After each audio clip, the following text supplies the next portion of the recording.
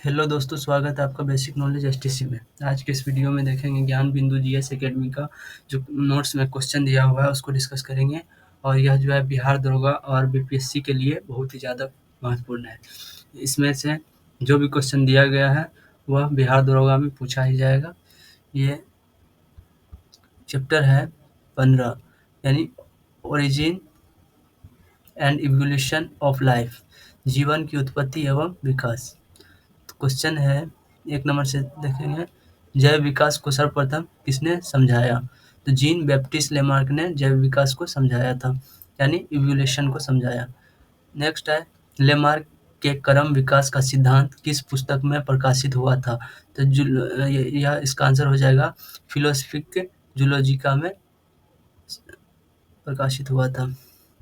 Next है, लेमार्कवाद का मूल सिद्धांत है। लेमार्कवाद का मूल सिद्धांत है उपार्जित लक्षणों की वंशागति। इसका आंसर बी हो जाएगा। नेक्स्ट है, निम्नलिखित में कौन सा कथन लेमार्कवाद से संबंधित नहीं है? यह जो है संबंधित नहीं है, यह पूछ रहा है।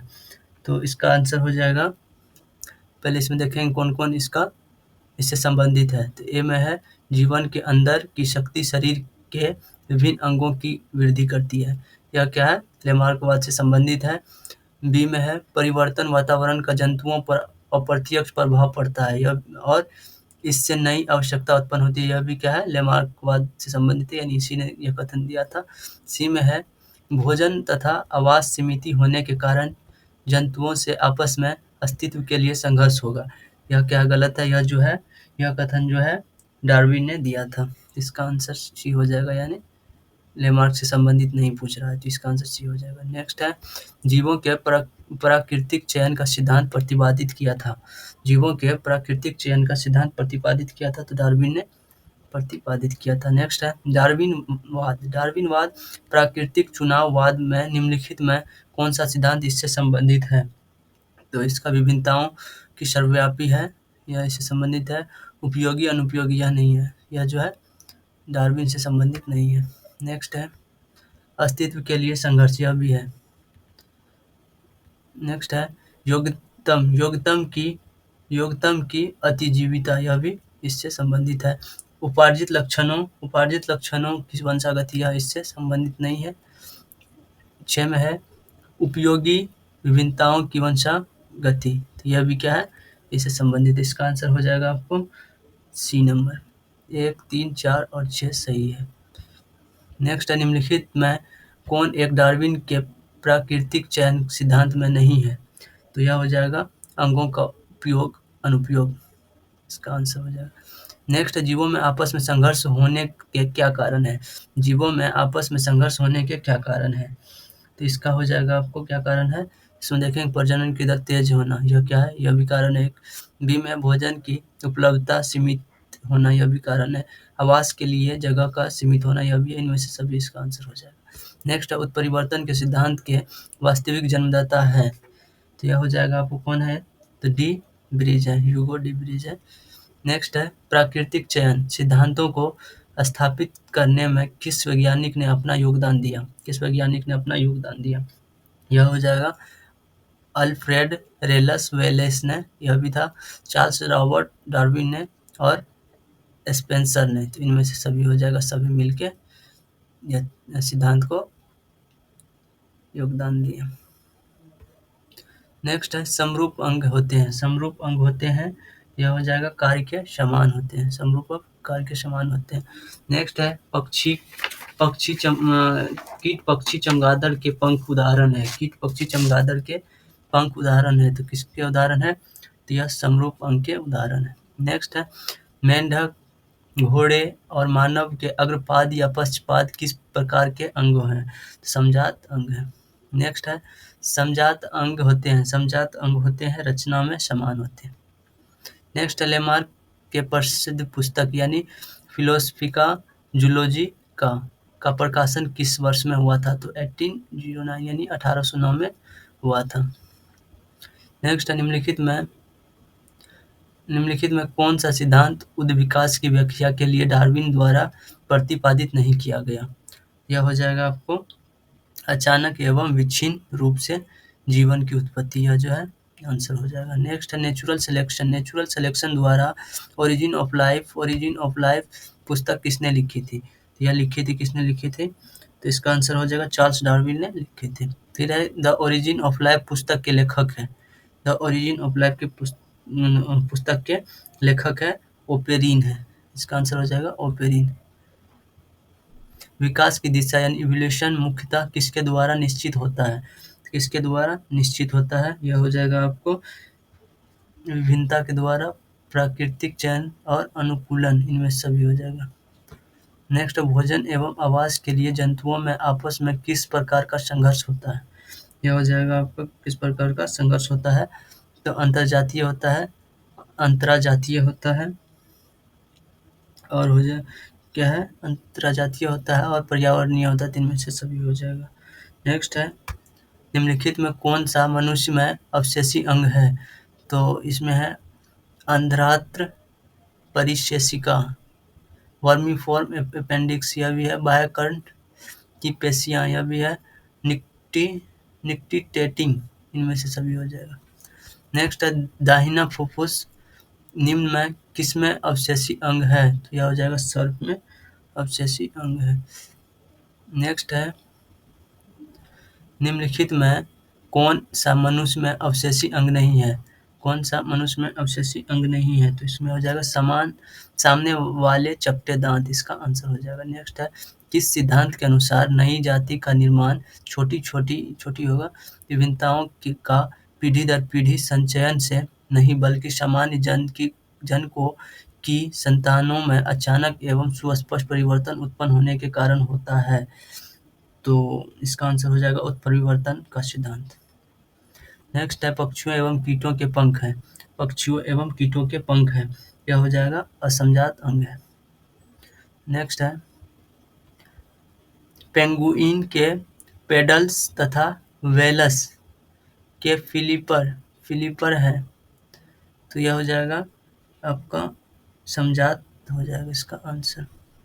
नेक्स्ट है ऐसे अंग जो विभिन्न कार्यों में उपयोग होने के कारण काफी असमान हो सकते हैं लेकिन उनकी मूल संरचना एवं भ्रूणीय प्रक्रिया समानता रहती है कहलाते हैं। तो यह हो जाएगा क्या कहलाते हैं? तो समझात अंग कहलाते हैं।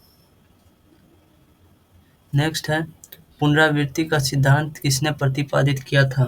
तो यह हो जाएगा हिकेल ने किया था।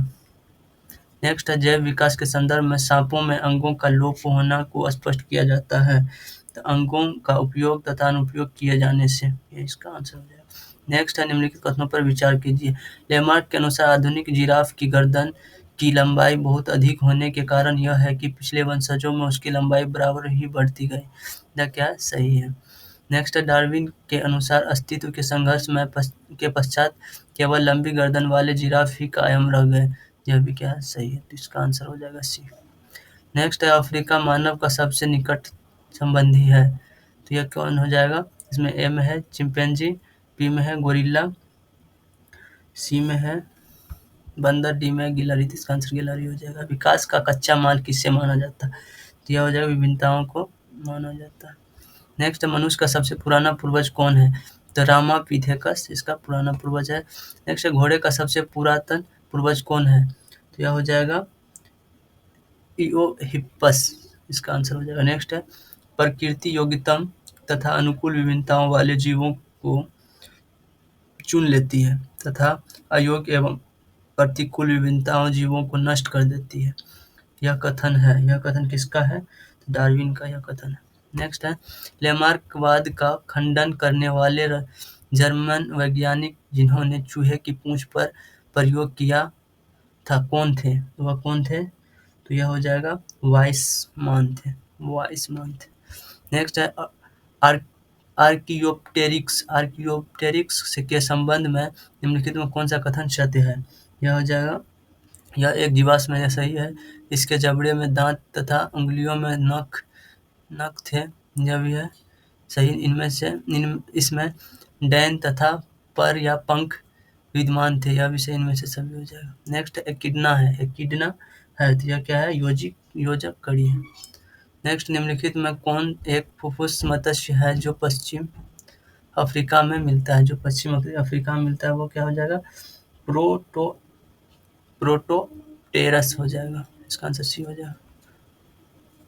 नेक्स्ट है, एक ही प्रजातियों के बीच आपस में प्रजनन का क्या कहलाता है, प्रजनन क्या कहलाता है, तो इसका आंसर हो जाएगा अंतःप्रजनन कहलाता है। नेक्स्ट है, जाति उद्भवन स्पेसिफिकेशन की संभावना किसमें नहीं होती है, किसमें नहीं होती है, इसका आंसर हो जाएगा अलैंगिक जनन द्वारा और हो जाएगा स्वपरागन द्वारा उत्पन्न जीवों में, इसका आंसर डी हो जाएगा।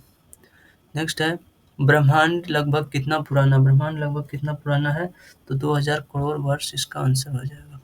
नेक्स्ट है, जीवन का प्रथम कोशिकीय रूप पृथ्वी पर कब दिखाई दिया, तो यह हो जाएगा 200 मिलियन वर्ष नहीं, 20 मिलियन वर्ष नहीं, 2 मिलियन, इनमें से कोई नहीं होगा इसका आंसर। नेक्स्ट, डीएनए अनुक्रम के तुलनात्मक अध्ययन द्वारा किसी जीव के पूर्वजों की खोज क्या कहलाता है, तो यह हो जाएगा आणविक जातिविधित कहलाता है। नेक्स्ट, पृथ्वी पर डायनासोर कब समाप्त हुआ था, पृथ्वी पर डायनासोर कब समाप्त हुआ था, तो 65 मिलियन वर्ष पूर्व समाप्त हुआ था, इसका आंसर ए हो जाएगा। नेक्स्ट है, होमो इरेक्टस की दिमागी क्षमता थी, होमो इरेक्टस की दिमागी क्षमता थी 900 सीसी। नेक्स्ट है, थियंडरथल मानव का मस्तिष्क का आयतन था, सॉरी नियंडरथल, तो इसका आंसर हो जाएगा 1400 सीसी। नेक्स्ट है, क्रम विकास का सबसे महत्वपूर्ण प्रमाण है, क्रम विकास का सबसे महत्वपूर्ण प्रमाण है, तो इसका आंसर हो जाएगा जीवाश्म। नेक्स्ट, डार्विन के प्राकृतिक चयन सिद्धांत की सबसे बड़ी कमी क्या थी, सबसे बड़ी कमी क्या थी, विभिन्नताओं के कारणों की व्याख्या न होना, यह इसकी सबसे बड़ी कमी थी। इनमें कौन जीवाश्म की आयु की गणना की आधुनिक विधि नहीं है, आधुनिक विधि नहीं है, इसका आंसर हो जाएगा समान गुण वाले अन्य जीवों की आयु द्वारा, तो यह हो जाएगा सी। नेक्स्ट है, जीव की उत्पत्ति हुई जल से। नेक्स्ट है, सर्वप्रथम यह तथ्य किसने प्रकट किया कि मीथेन, अमोनिया, हाइड्रोजन एवं जल वाष्प से विद्युत विसर्जन द्वारा कार्बनिक यौगिक का संश्लेषण संभव है, तो यह हो जाएगा एस मिलर ने। नेक्स्ट, जीवन की उत्पत्ति के समय निम्न में कौन स्वतंत्र अवस्था में नहीं पाई जाती थी, तो इसका हो जाएगा ऑक्सीजन नहीं पाई जाती थी। नेक्स्ट है, निम्नलिखित कथनों पर विचार कीजिए, कार्बन जैव अणुओं के संश्लेषण हेतु प्रारंभ में पृथ्वी का वातावरण का अपचयक होना अनिवार्य था, यह क्या है, सही है। नेक्स्ट है, वर्तमान समय में पृथ्वी का वातावरण अपचयक न होकर ऑक्सीकरण है, ऑक्सीकरण, यह भी सही है, तो इसका आंसर हो जाएगा सी। नेक्स्ट है, विकास की प्रक्रिया में मनुष्य का निकटतम प्राणी है, विकास की प्रक्रिया में मनुष्य का निकटतम प्राणी है, तो यह हो जाएगा कौन है, तो बंदर है।